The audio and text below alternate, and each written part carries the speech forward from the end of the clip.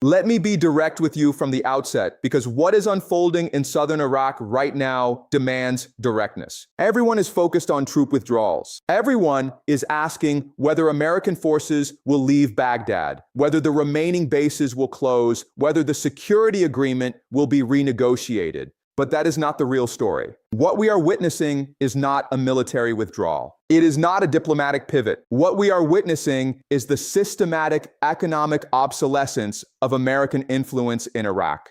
I am looking at satellite imagery that has been circulating among regional trade analysts for the past 11 days. And I need you to walk through it with me, because what it shows is not an airfield. It is not a forward operating base. It is not a new military installation. What it shows is a deep water container port on the Fa Peninsula, 48 kilometers south of Basra, with 12 operational berths, a channel depth of 17 meters, and direct rail connections to Iran, Syria, and Turkey. This is not speculation. This is operational infrastructure that went live on April 7th, 2026. In the next 20 minutes, I am going to walk you through exactly why this port represents the single largest strategic shift in Iraq since the fall of Saddam Hussein, why it makes American military presence functionally irrelevant regardless of troop numbers, and why your government is not talking about it. This analysis is based on shipping data, infrastructure reports, and trade agreements that have been public for months, but remain almost entirely absent from Western media coverage. Subscribe now if you have not already, because what we are about to cover is being actively analyzed by regional economic planners and systematically ignored by American foreign policy commentators. Let's start with geography, because the Fa Peninsula is not just another port location. It is the southernmost point of Iraq, where the Shatt al-Arab waterway meets the Persian Gulf. The average width of this waterway is 900 meters. To put that in perspective, the Suez Canal is 300 meters wide at its narrowest point. This means Iraq has always had the physical geography to support major maritime infrastructure. What it lacked was the capital investment, the political stability, and the strategic independence to build it. The Grand Fa Port, also called Al-Fa Grand Port, is a 5-phase development project with a total planned investment of $6 billion. Phase 1, which just became operational, cost $2.6 billion and was financed almost entirely by South Korean construction firms and Chinese development banks. According to reporting by Middle East Economic Survey and confirmed by Iraq's Ministry of Transport, the port can currently handle 2.5 million 20-foot equivalent units per year. That is TEU, the standard measurement for container capacity. For comparison, the Port of Los Angeles handles 9 million TEU annually. Fa is not competing with Los Angeles. It is competing with Jebel Ali in Dubai and Salalah in Oman for regional transshipment dominance. Here is why that matters. Iraq is no longer dependent on Kuwait, Saudi Arabia, or Turkey for imports. It is no longer bottlenecked through the port of Qasr, which has a maximum draft of 11 meters and chronic congestion issues. Iraq now has direct deep water access to global shipping lanes and, more importantly, direct overland connections to the largest economy in the region, which is Iran, and the fastest growing economies in Central Asia. Subscribe if you are watching this and realizing you are not getting this level of analysis anywhere else. Now, let's talk about what this port actually connects to, because the infrastructure itself is only half the story. Announcement number 1, the Development Road Project. And this one matters more than anything else happening in Iraq right now, because it redefines Iraq's role in the regional economy, from peripheral oil exporter to central logistics corridor. The Development Road is a 1,200-kilometer transport corridor linking the Grand Fa port to the Turkish border. It includes a freight railway, a highway network, and logistics hubs in Basra, Baghdad, and Mosul. Total estimated cost is $17 billion. Construction began in February 2026 after Iraq, Turkey, the United Arab Emirates, and Qatar signed a joint development agreement. According to Reuters and confirmed by the Iraqi National Investment Commission, China Railway Construction Corporation is the lead contractor for the rail component, and Turkish construction giant Limak Holding is managing the highway network. This is not a proposal. This is active construction with completion targets set for 2029. The railway is designed for double-stacked container freight, meaning it can handle the same cargo configurations used on trans-Pacific shipping routes. The planned capacity is 52 million tons of freight annually. To put that in perspective, the entire Iraqi oil export volume is approximately 3.5 million barrels per day, which translates to roughly 170 million tons per year. The development road is being built to handle 1/3 of Iraq's total oil export volume in non-oil freight. That is transformative. Now, here is what makes this announcement critical.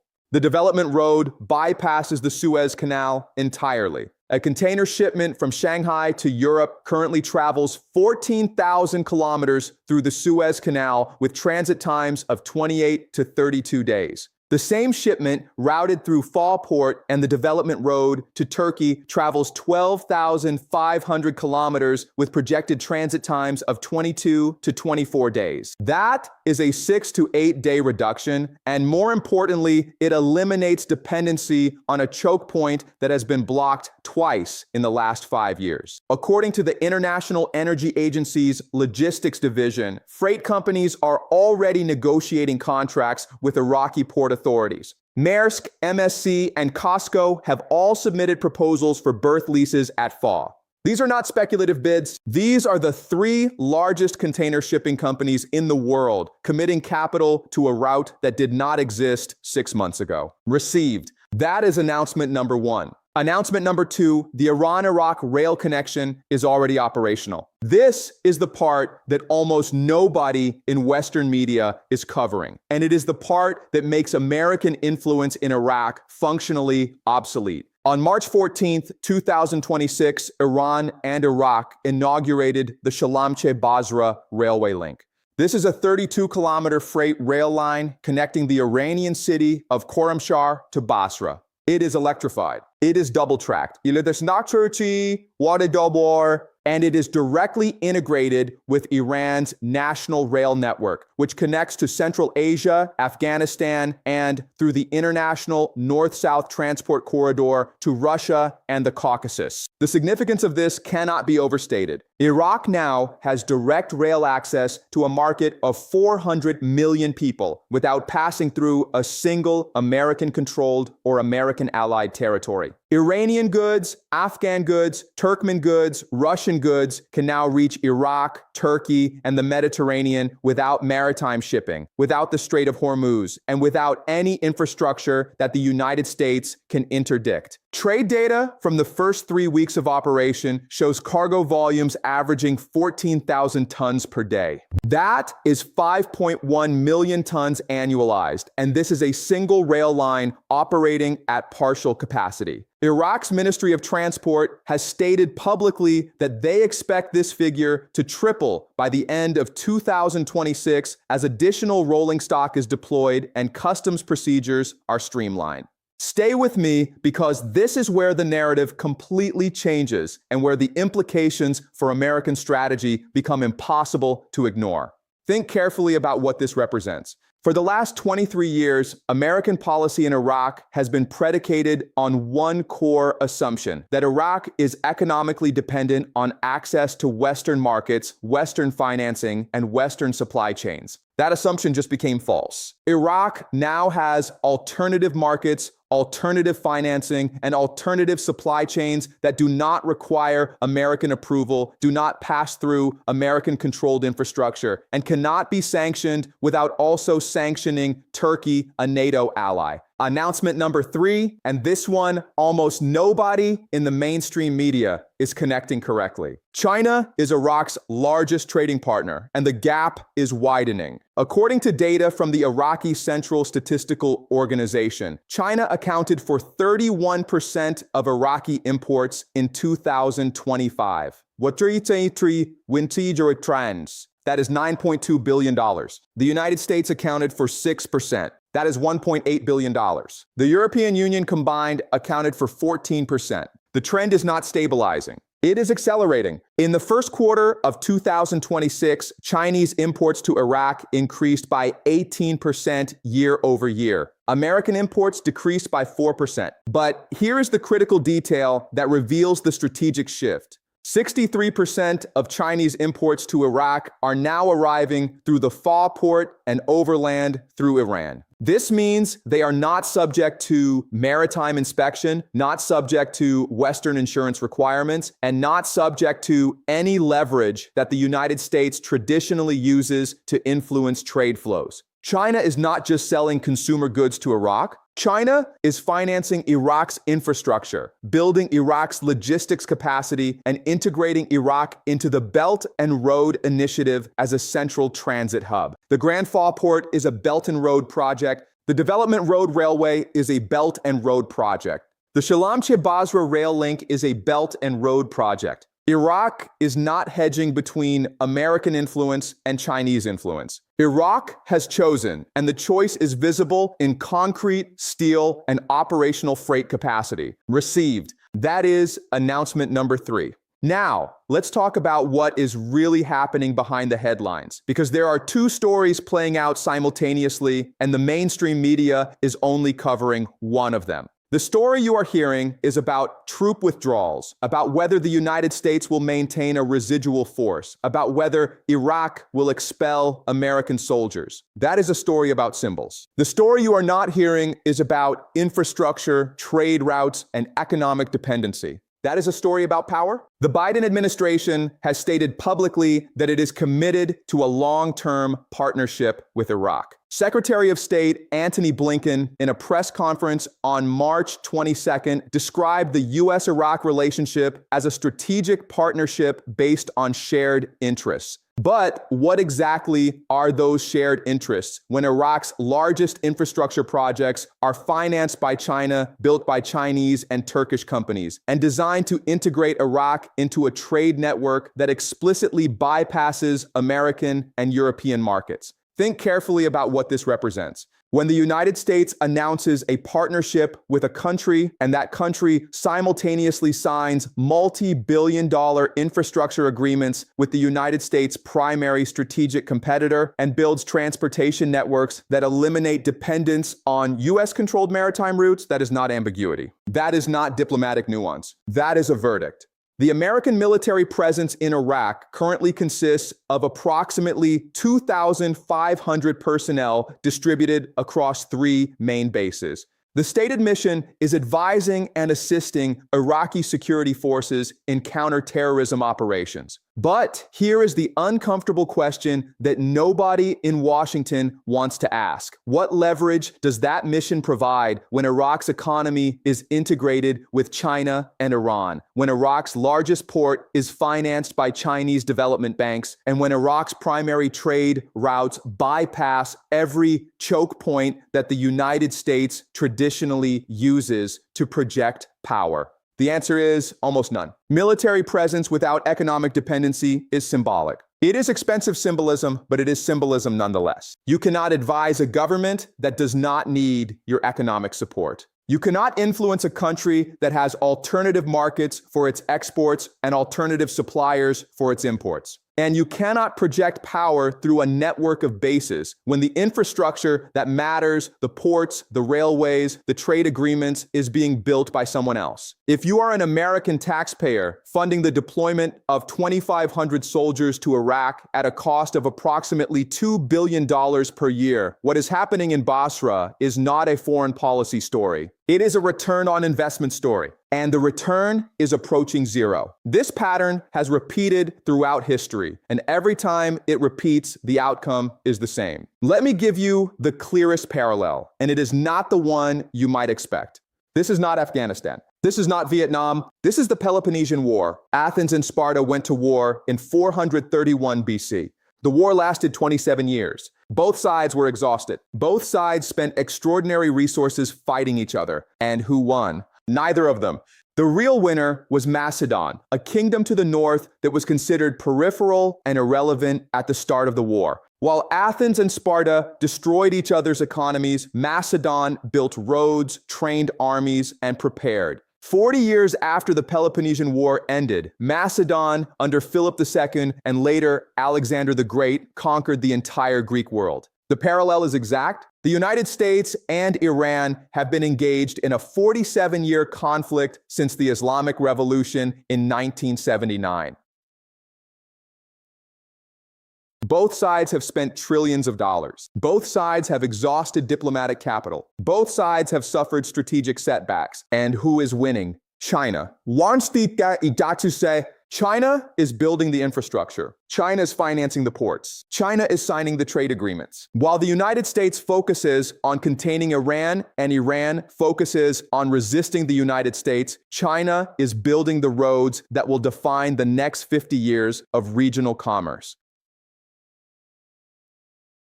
Iraq is not the prize in a US-Iran conflict. Iraq is the corridor that China is using to connect the Persian Gulf to the Mediterranean. And both the United States and Iran are so focused on each other that they are missing the larger transformation. So, where does this leave us? Let me give you 3 clear paths, because there is no honest middle ground here. Path 1, the United States recognizes the strategic shift and negotiates a new framework with Iraq that acknowledges Chinese economic influence while securing specific American interests in counterterrorism and regional stability. This would require accepting that Iraq will maintain close economic ties with both China and Iran. And it would require defining American success in Iraq not by exclusivity, but by continued access. This path requires pragmatism, diplomatic flexibility, and a willingness to accept that the world of 2026 is not the world of 2003.